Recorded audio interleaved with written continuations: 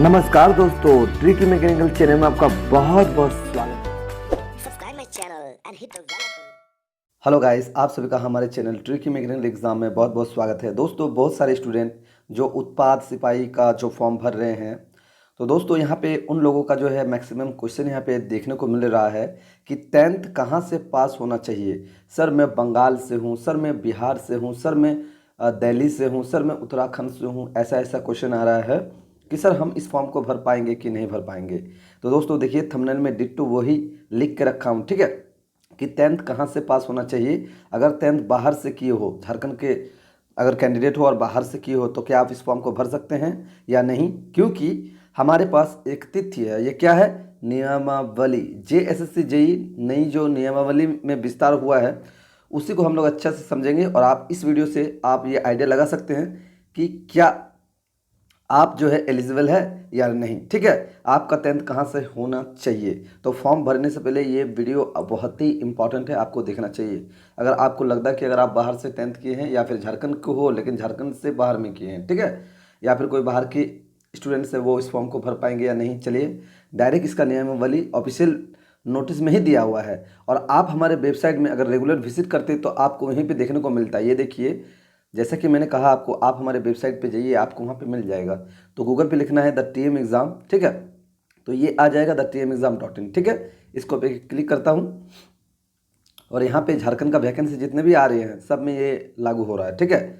ये देखिए, सबसे पहले यहाँ पे क्या बोला गया है, देखिए ये JSSC एक्सरसाइज कांस्टेबल का मैं बता रहा हूँ, हालांकि जेई का, CGL सभी का एक ही जैसा नियमावली रखा गया, ठीक है। तो मैं इसको क्लिक करता हूँ और देखिए ये पोस्ट खुलेगा। मैंने कहा आपसे कि आप आके पढ़ लो, है ना। यहाँ पे देखो ये इंपॉर्टेंट नोट्स है, इसको पढ़ लो भाई। जो 2018 में जो भरे हैं उसको क्या करना पड़ेगा ये जान लो यहाँ पे। और यहाँ पे देखो ये इंपॉर्टेंट है, यही है नियमावली, ठीक है ना। देखिए यहाँ पे जो एलिजिबिलिटी है, क्राइटेरिया एलिजिबिलिटी, यहाँ पे 10th पास होना चाहिए, लेकिन यहाँ पे कंडीशंस है। चलिए आइए इस कंडीशन को हम लोग ध्यानपूर्वक समझते हैं, ठीक है। देखिए सबसे पहले 1 नंबर क्या बोल रहा है, ध्यान से देखिए। अभ्यर्थी को आयोग में आवेदन प्राप्त होने की अंतिम तिथि तक, मतलब जो आप 10th क्लास का सर्टिफिकेट है वो इस आवेदन के अंतिम तिथि तक आप प्राप्त, मतलब आपके पास रहे। साथ ही में 80 साल मतलब 18 ईयर्स होगा तो अच्छी बात है ना, उसी में तभी आप भर पाएंगे। 18 साल होना चाहिए, ये मिनिमम क्वालिफिकेशन और उम्र है, एलिजिबिलिटी है, ठीक है। अभी देखिए यहाँ पे क्या है, 2 नंबर जो बहुत ही इंपॉर्टेंट है। यहीं पे क्वेश्चन लोग फंस रहे हैं कि दोस्त हम बाहर से हैं या नहीं हैं, क्या होगा क्या नहीं। तो देखो यहाँ पे मैं क्लियर कर दे रहा हूँ, आपके नोटिस में ही साफ ये लिखा हुआ है। क्या लिखा हुआ देखिए, उपयुक्त अनिवार्य योग्यता के अतिरिक्त अभ्यर्थी को मैट्रिक या कक्षा 10वीं झारखंड राज्य से अवस्थित मान्यता प्राप्त शैक्षणिक संस्थान में उत्तीर्ण होना अनिवार्य होगा तथा अभ्यर्थी को स्थानीय रीति रिवाज एवं भाषा परिवेश का ज्ञान होना अनिवार्य है। क्या कह रहा है कि आपको, आप कोई भी हो, कहीं से भी हो, लेकिन 10th क्लास अगर आपका झारखंड से पास है, मतलब आप झारखंड के किसी भी संस्थान से किए हो, तो आप इस फॉर्म को भरने के लिए एलिजिबल हो। लेकिन यहाँ पे परंतु करके एक क्वेश्चन और ऐड हो चुका है, उसको भी आपको हम समझा देते हैं, ध्यान से वो सोचिएगा। ये तो बात कर दिया कि जो स्टूडेंट झारखंड से, चाहे वो कोई भी हो, है ना, कोई भी हो, अगर झारखंड का रेसिडेंट है ना, रेसिडेंट नहीं बोल सकते, झारखंड से जो 10th किया है, ठीक है, अगर आप यूपी के हो, बिहार के हो, दिल्ली के हो, वेस्ट बंगाल से हो, अगर झारखंड से 10th किए हो कोई भी इंस्टीट्यूट से, तो आप जो है इस फॉर्म को भर सकते हैं। नहीं तो यहाँ पे एक और कंडीशन है, इसको पढ़िए। परंतु ये है कि झारखंड राज्य की आरक्षण नीति से आच्छादित अभ्यर्थी के मामले में झारखंड राज्य में अवस्थित मान्यता प्राप्त से शैक्षणिक संस्थान से मैट्रिक या 10वीं कक्षा उत्तीर्ण होना प्रावधान शिथिल रहेगा।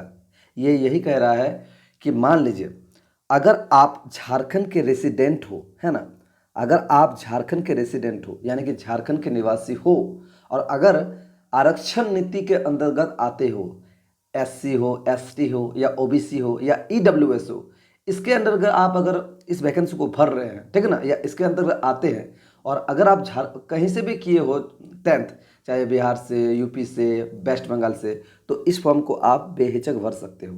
मैं फिर से एक बार रिपीट कर देता हूं अपने बातों को कि मैंने क्या कहा। देखिए, झारखंड की निवासी जो 10वीं क्लास से पास है वो इस फॉर्म को भर सकते हैं, चाहे वो कोई भी कैटेगरी का हो। लेकिन अगर आप 10th बाहर से किए हैं और आप झारखंड के निवासी हो और आरक्षण नीति के अंतर्गत आते हो, जनरल पूरी तरह नहीं बोल रहे हैं, EWS या फिर SC या ST या OBC इसके अंतर्गत आते हो तो आप इस फॉर्म को भर सकते हैं। ठीक है, खासकर डायरेक्ट बोल दूं, अगर जनरल वाले मतलब बाहर या कलकत्ता से कोई उसका घर भी कलकत्ता में है और 10th भी कलकत्ता से किया है तो वैसे अभ्यर्थी इस फॉर्म को नहीं भर सकते हैं। ठीक है ना, मैं एक एग्जाम्पल लेता हूँ और आपको समझाने का प्रयास करता हूँ। ठीक है, देखिए एक कैंडिडेट है A और एक कैंडिडेट है B। ठीक है, ये क्या है, ये झारखंड का निवासी है। ठीक है ना, और ये जो है बिहार का निवासी है, मान लीजिए। ठीक है ना, ये झारखंड का निवासी है, ये बिहार का निवासी है। ठीक है, तो ये झारखंड का निवासी अगर बाहर से 10th करता है, ठीक है ना, और इसके पास ये SC या ST या OBC के अंतर्गत आता है, ठीक है, मतलब ये यहाँ का आरक्षण का नीति का लाभ ले रहा है तो ये एलिजिबल है भरने के लिए। ठीक है, और ये देखिए, ये जो हम बताएं ये बिहार के रहने वाले हैं और ये अगर झारखंड से मैट्रिक करते हैं, मतलब बाहर वाले अगर झारखंड से मैट्रिक करते हैं या किसी भी संस्थान से तो वो एलिजिबल इस फॉर्म को भरने के लिए। ठीक है ना, अगर मान लीजिए एक कंडीशन और है, अगर ये कैंडिडेट बिहार का है और बिहार से ही मैट्रिक किया है तो वो कैंडिडेट इस फॉर्म को नहीं भर सकता है। सिंपल सा कॉन्सेप्ट है, यही है JSSC का जो है नया नियमावली। तो आप लोग, आई होप ये डाउट आप लोग जो कमेंट कर रहे हैं क्लियर हो चुका है और आई होप इस वीडियो से आप पूरे कॉन्सेप्ट और नियमावली का जो पॉइंट है 10वीं कहाँ से पास होना चाहिए ये आप जान चुके हैं। तो अगर वीडियो को पसंद आया तो प्लीज़ लाइक सब्सक्राइब शेयर जरूर करें और चैनल को सब्सक्राइब करके रखिए, क्योंकि एजुकेशनल से जितने भी रिलेटेड नोटिफिकेशन और इन्फॉर्मेशन आती है इस चैनल पे प्रोवाइड किया जाता है और आगे भी प्रोवाइड किया जाएगा। इसलिए चैनल को सब्सक्राइब करके रख लीजिएगा और बेल आइकन को प्रेस जरूर कीजिएगा ताकि पल पल की अपडेट आपको मिल पाइए। आइए मिलते हैं एक नेक्स्ट अपडेट के साथ और एक नई उम्मीद के साथ। तब तक ले bye bye. Thank you very much for watching this